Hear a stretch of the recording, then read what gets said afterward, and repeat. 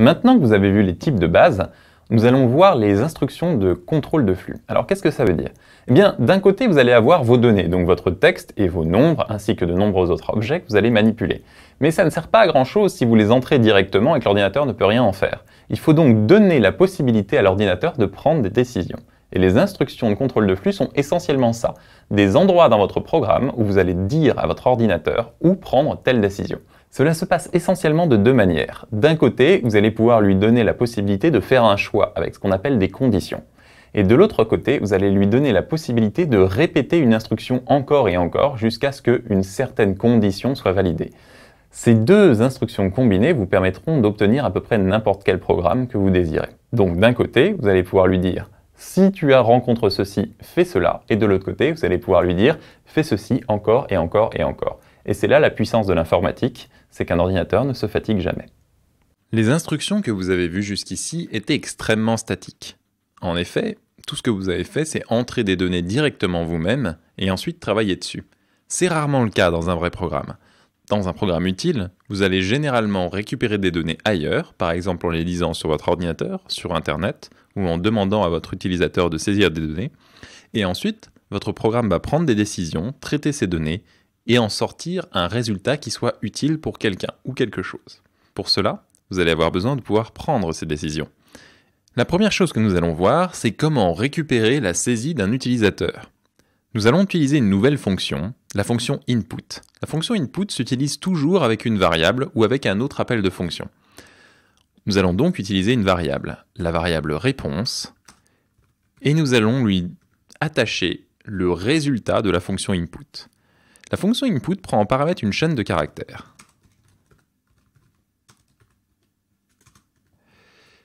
Quand on l'exécute, cette chaîne de caractères s'affiche et input attend indéfiniment que l'utilisateur final saisisse une réponse. Bien évidemment, comme ceci, ce n'est pas très impressionnant puisque c'est vous qui êtes devant votre propre programme, mais quand vous apprendrez à créer des programmes qui marchent par eux-mêmes, cette question sortira de nulle part et posera la question à l'utilisateur qui répondra et aura donc une interaction avec votre logiciel. Ici, nous allons répondre et appuyer sur Entrée. Réponse contient maintenant cette réponse que nous venons de taper, en l'occurrence la chaîne de caractères bien. Si je tape type sur réponse, j'obtiens bien str. Réponse contient donc bien une string. Si l'on veut rentrer un chiffre, par contre, il va nous falloir faire une conversion. En effet, si par exemple je veux demander quel jour sommes-nous aujourd'hui,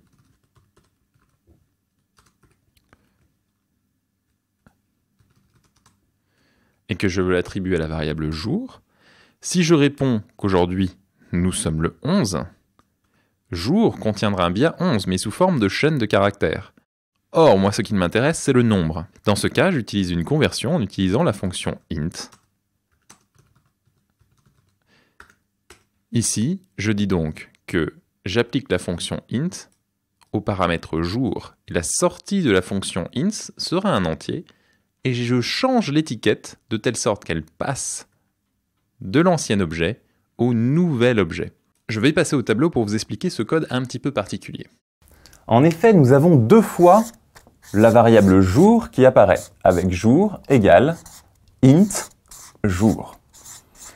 Pour bien comprendre cette instruction, il faut se souvenir que jour est une étiquette qui pointe sur un objet string. En effet, input retourne toujours un objet string et le 11 que nous a rentré notre utilisateur sera forcément sous forme d'un string.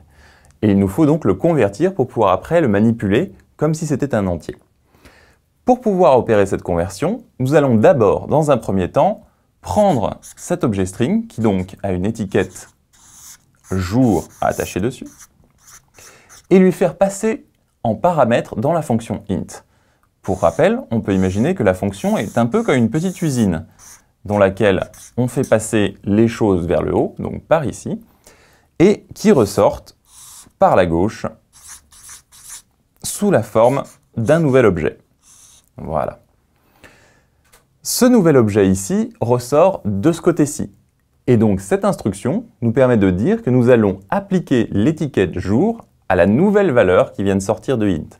Qu'est-ce qui se passe? Nous retirons ce lien-ci et nous le réattachons au nouvel objet. En vérité, on ne fait pas vraiment une conversion. On prend l'objet initial, on crée une nouvelle valeur avec un nouveau type, on oublie l'objet initial puisque retirer l'étiquette va entraîner le fait que Python supprime cet objet, et on assigne l'étiquette au nouvel objet. Ce n'est donc pas une conversion, mais plutôt la création d'un objet tout neuf. Cette technique est très souvent utilisée dans tous les langages de programmation. Et pour d'autres contextes, par exemple, imaginez que vous vouliez avoir un système de vote et que vous ayez des voix. Et qu'ici, vous avez 200 voix. Si vous avez un nouveau bulletin qui arrive, vous voulez ajouter ce bulletin à la valeur initiale. Ce que vous allez faire, c'est faire voix, ensuite égale, puis la valeur de voix précédente, plus 1. Ce qu'il va se passer, c'est qu'ici, cette voix, en fait, est une étiquette sur le nombre 200 que nous avons créé ici. Nous lui rajoutons 1. Ceci va créer un nouvel entier, un nouvel objet, 201, et nous allons lui réattribuer l'étiquette initiale voix ici. Et ainsi, notre nouveau voix vaudra 201. Maintenant, nous pouvons retourner sur le terminal. Notre jour est maintenant de type entier. C'est important de l'avoir sous forme d'entier puisque les jours sont généralement utilisés sous forme de calcul. Par exemple, si on veut savoir ce qu'il se passe dans 5 jours, on va généralement faire quelque chose comme ça pour obtenir le jour 16, ce que nous n'aurions pas pu faire avec un type chaîne de caractères. Bien, maintenant que nous avons trouvé un moyen de récupérer une valeur donnée par l'utilisateur, il va falloir vérifier ce qu'il y a dans cette valeur. Le fait est que vous ne pouvez pas savoir à l'avance ce que va saisir l'utilisateur. Et pour cette raison, nous avons des opérateurs logiques qui nous permettent de la tester, de vérifier si elle entre dans un certain cadre, si elle respecte certaines conditions. Les opérateurs logiques les plus connus sont les opérateurs mathématiques, vous les avez probablement vus en primaire. C'est par exemple l'opérateur supérieur. Si j'ai envie de savoir si mon nombre de jours est supérieur à 5, je fais ceci, je fais entrer, et j'obtiens une réponse immédiate, sous la forme d'un booléen. Je vous avais parlé des booléens dans la partie précédente. Le booléen, true ou false, true pour vrai, false pour faux, va exprimer la réalité à un instant T. Ainsi, nous savons qu'ici, le jour est bel et bien supérieur au jour 5 du mois. C'est important puisque vous ne pouvez pas savoir à l'avance ce que l'utilisateur a mis dans cette variable. Il faut donc pouvoir vérifier son contenu. Il existe d'autres opérateurs, tels que inférieur ou inférieur ou égal. La différence entre inférieur ou égal étant que l'égalité est prise en compte, tandis que sans l'égal, l'égalité n'est pas prise en compte. En parlant d'égalité, on peut vérifier si quelque chose est égal ou si quelque chose est différent, en utilisant les symboles égal égal ou point d'exclamation égal. Ceci retourne à chaque fois un booléen, et il est bien entendu possible de mettre le résultat dans une variable. Je peux ensuite vérifier, comme d'habitude, le type de ma variable, ici vous voyez que c'est un booléen, ou l'afficher.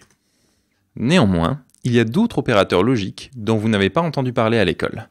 Par exemple, l'opérateur logique in. L'opérateur logique in vous permet de demander à Python si quelque chose est dans quelque chose. Par exemple, si vous avez une question, hop,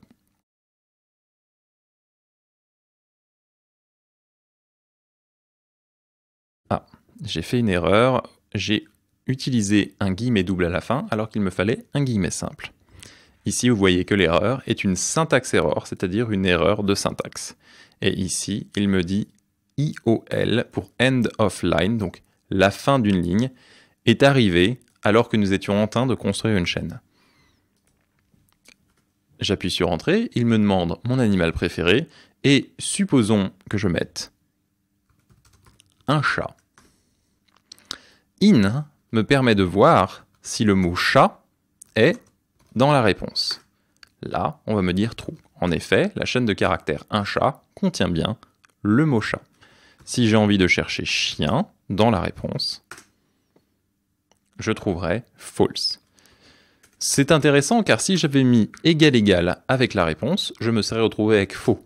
En effet, res contient un chat et pas juste chat. C'est donc quelque chose d'utile pour vérifier que une chaîne de caractères contient une chaîne de caractères plus petite. Les opérateurs peuvent être combinés entre eux. En général, on ne vérifie pas qu'une seule condition. En général, on en vérifie plusieurs. Savoir si quelque chose est vrai ou faux n'est pas très utile en soi. En effet, vous ne pouvez pas faire grand-chose de cette information pour le moment. Mais dans le prochain chapitre, nous verrons que nous pouvons utiliser ces valeurs vraies ou fausses pour faire prendre des décisions et enchaîner des actions à votre code Python. Néanmoins, pour le moment, nous allons rester là-dessus. Et nous allons travailler avec des conditions un petit peu plus complexes afin de pouvoir passer à la suite. Pour l'instant, vous n'avez que des conditions très simples qui ne testent qu'une seule chose à la fois. Mais il n'est pas rare de vouloir tester plusieurs conditions. Par exemple, j'aime me promener. Je me promène quand il fait beau. Mon chien adore se promener et en a même besoin. De fait, je vais le promener de toute façon si mon chien est là. Donc s'il ne fait pas beau, j'irai tout de même me promener. Ainsi, on peut dire que je vais me promener dans le cas où il fait beau, ou dans le cas où mon chien est là. C'est une logique qui est appliquée aux objets booléens. Dans notre cas ici, nous avons une logique de ou. Si l'un est vrai ou que l'autre est vrai, alors, dans ce cas, toute ma condition est vraie. Voyons ça sous forme d'un tableau. Sur ce tableau, vous pouvez voir 3 colonnes. La première, c'est la condition « est-ce qu'il fait beau ?» La deuxième, c'est ma condition « est-ce que mon chien est là ?» Et la troisième, c'est le résultat. Finalement, est-ce que je sors ou pas? S'il fait beau et que mon chien n'est pas là, je vais sortir. S'il ne fait pas beau et que mon chien est là, je vais sortir. S'il fait beau et que mon chien est là, je vais sortir également. Le seul cas où je ne vais pas sortir, c'est dans le cas où il ne fait pas beau et que mon chien n'est pas là.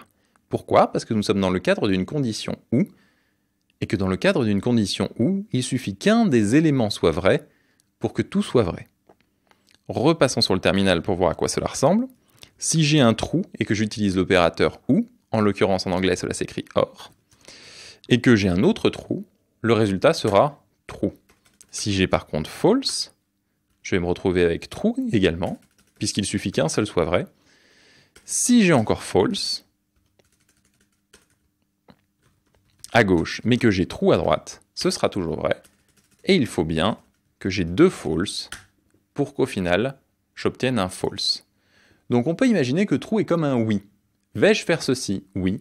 Est-ce que ceci existe? Oui. Est-ce que ceci est dans tel état? Oui ou non. Pour false, false étant non. L'opérateur OR est très flexible. L'opérateur OR est très tolérant, et il va vous retourner un true dans la plupart des cas. L'opérateur AND est un peu l'inverse de l'opérateur true. Il est beaucoup moins tolérant. Il faut que tout soit vrai pour obtenir une valeur vraie au final. Prenons par exemple ce tableau, où ma première condition c'est « il y a un film intéressant au cinéma ». Ma deuxième condition c'est « j'ai de l'argent ». Dans ce cas, mon action c'est « je vais aller au cinéma ». Je ne vais aller au cinéma que s'il y a un film intéressant et que j'ai les moyens d'entrer dans le cinéma financièrement. Du coup, si jamais j'ai de l'argent et que le film est bon, je rentre directement dans le cinéma. Si par contre le film n'est pas bon mais que j'ai de l'argent, je n'y rentrerai pas. Cela ne suffit pas. Si jamais je n'ai pas d'argent mais que le film est bon, ça ne change rien et je n'y rentrerai pas non plus, puisqu'il me faut que les deux soient vrais. Et évidemment, si je n'ai ni l'argent ni le film, je n'irai pas non plus. Donc, pour qu'une condition « et » soit vraie, il faut que tous les membres soient vrais.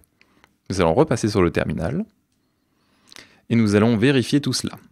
Dans le code, l'opérateur « et » s'exprime en l'écrivant en anglais sous la forme « and ». Si les deux sont vrais, alors j'ai du vrai. Mais il suffit qu'un seul soit faux pour que je me retrouve avec quelque chose de faux. Évidemment, exprimé comme ça, cela paraît très abstrait. Parce que pour l'instant, vous n'avez pas vu le chapitre suivant qui permet à Python de prendre des décisions à partir de cela. Donc nous allons enchaîner tout de suite, de telle sorte que je ne vous laisse pas avec quelque chose qui semble aussi bizarre que la logique booléenne, avec des règles complexes qui ne semblent pas avoir d'application. A tout de suite.